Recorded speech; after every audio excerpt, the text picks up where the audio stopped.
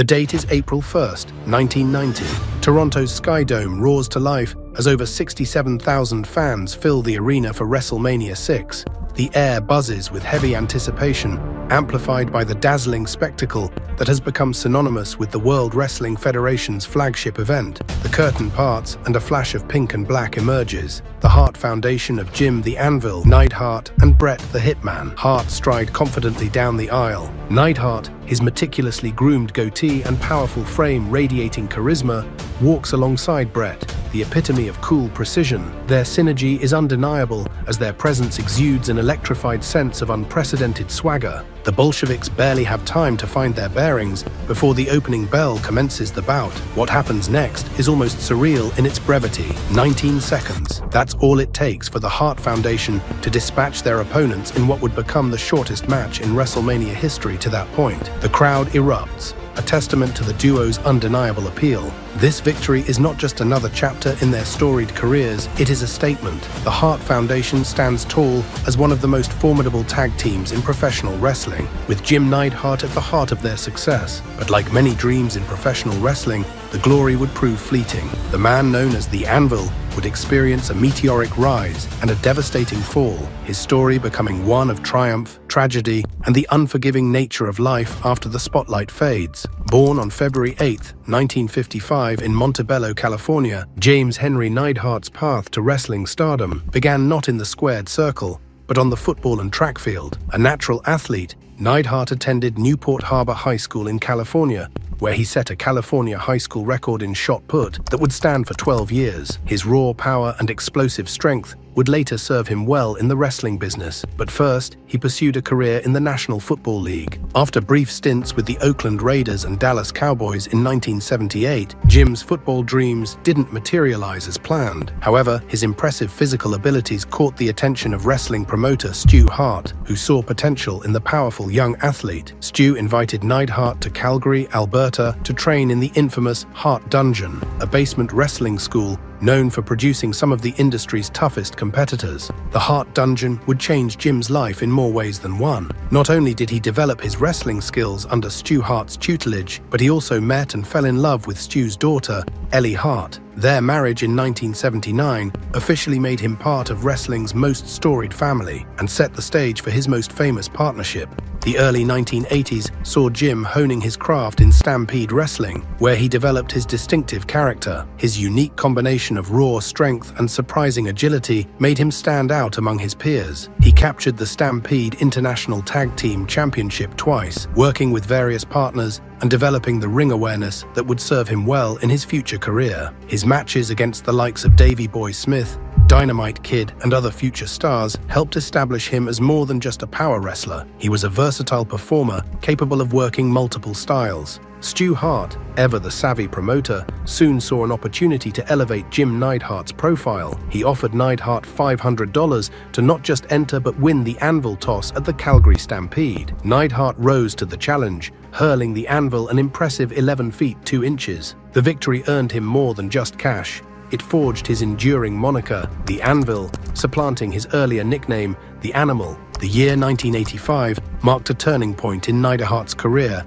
when Vince McMahon's World Wrestling Federation came calling. McMahon was in the midst of his national expansion, and he saw potential in both Neidhart and his brother-in-law, Bret Hart. The decision to pair them together as the Hart Foundation, managed by Jimmy Hart, would prove to be one of the most successful tag team formations in wrestling history. The Hart Foundation's early matches demonstrated their unique chemistry. Bret's technical precision complemented Neidhart's power game perfectly. Their first major feud against the British Bulldogs of Davey Boy Smith and Dynamite Kid showcased this dynamic. The matches between these teams set a new standard for tag team wrestling, combining high-impact moves with sophisticated ring psychology. February 7, 1987, marked their first major breakthrough when they captured the Tag Team Championship from the British Bulldogs on an episode of Superstars of Wrestling. Their first reign would last close to a year, during which they defended against teams like the Killer Bees, the Young Stallions, and Strikeforce. The summer of 1988 saw one of the Hart Foundation's most memorable feuds when they began battling Demolition. At SummerSlam, they challenged for the tag team titles in a match that demonstrated Neidhart's ability to match power with power. Their matches against the Rockers of Shawn Michaels and Marty Jannetty throughout 1989 and 1990 showed a different side of the Hart Foundation. These faster-paced, more technically oriented matches proved that Neidhart wasn't just a power wrestler, he could adapt to any style. The Hart Foundation's rivalry with Jimmy Hart's stable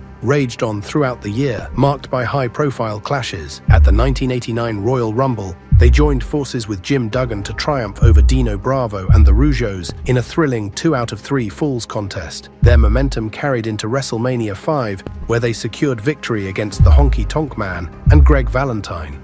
By April 1989, both Bret Hart and Jim Neidhart began venturing into singles competition during house shows, showcasing their versatility beyond the tag division. Neidhart, in particular, stepped into the spotlight with a series of challenges for ravishing Rick Rude's Intercontinental Heavyweight Championship. At WrestleMania 7 in 1991, a year after their dominant win over the Bolsheviks, the Hart Foundation stepped into the ring to defend their tag team championships against the brash and unpredictable Nasty Boys. The stakes were high, and the chaos that ensued was fitting for such a volatile pairing. In a controversial finish, Jerry Saggs delivered a crushing blow to Jim Neidhart with a motorcycle helmet, a move the referee failed to catch. This underhanded tactic allowed Brian Knobbs to secure the pin, marking a shocking upset and crowning the Nasty Boys as WWF Tag Team Champions for the first time. As the 1990s progressed, the Hart Foundation's influence on tag team wrestling became increasingly apparent. Their matches had established a template that combined technical wrestling, power moves, and storytelling in a way that influenced countless teams that followed. Their pink and black attire became iconic, and their ability to work with any style of opponent made them one of the most versatile teams in wrestling history. Following the original Hart Foundation's disbandment in late 1991, Neidhart briefly partnered with Owen Hart, forming the new foundation. While this team had several notable matches, including encounters with the Natural Disasters and the Beverly Brothers, they never achieved the same level of success as the original Hart Foundation. The new foundation's journey came to an abrupt end on February 15,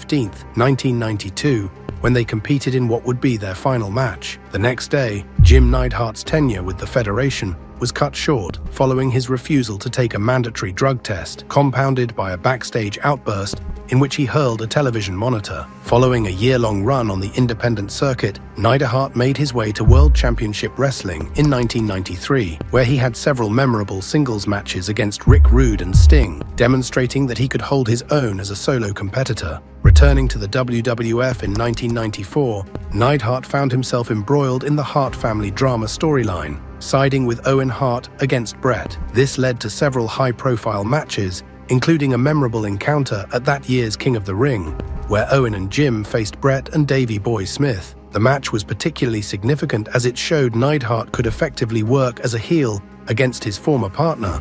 The formation of the new Hart Foundation stable in 1997 provided some of the most emotionally charged matches of Neidhart's career. The group's anti-American stance and proud Canadian identity created white-hot crowd reactions, particularly during In Your House, Canadian Stampede on July 6, 1997 in Calgary. This match, which saw the Hart Foundation defeat Stone Cold Steve Austin, Ken Shamrock, Goldust, and the Legion of Doom, marked Neidhart's final pay-per-view appearance and served as a fitting finale to his major league career. However, the years following his active wrestling career proved challenging. Like many athletes who struggle with the transition away from the spotlight, he faced personal demons. The physical toll of wrestling, combined with the psychological challenges of life after fame, led to a series of troubling incidents. September 6, 2010 marked an especially dark day in Neidhart's story. He was arrested and charged with multiple counts of possession of controlled substances with intent to distribute, trafficking illegal drugs, burglary of an unoccupied dwelling,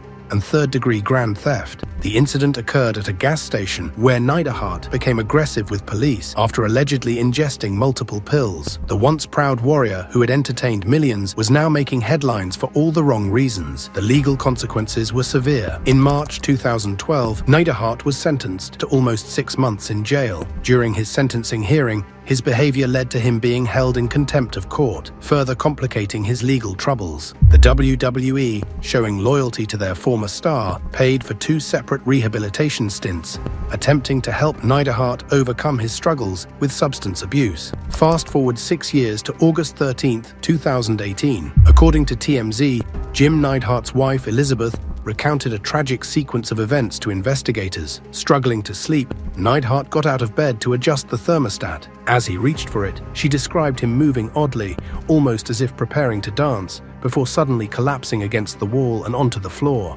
Elizabeth immediately called 911, fearing he was experiencing a seizure, a condition for which he was medicated. When emergency responders arrived, they found Neidhart with a 4-inch gash on his face. Tragically, he was pronounced dead at the scene at age 63. County Sheriff's Office indicated that he likely struck his head during the fall, leading to his death with no suspicion of foul play. Ellie later revealed that his doctors suspected he might have been suffering from early-stage Alzheimer's disease, adding another layer of heartbreak to his untimely passing. Despite these personal challenges, Neidhart's legacy in professional wrestling remains significant. His influence can be seen in his daughter Natalia's career. A current WWE superstar, she has often paid tribute to her father's legacy, incorporating elements of the Hart Foundation's style into her own performances. The pink and black colors, the technical excellence combined with power moves, and the proud connection to the Hart family wrestling tradition all echo Jim Neidhart's contributions to the business. The statistics tell part of the story: 2 WWF Tag Team Championship reigns,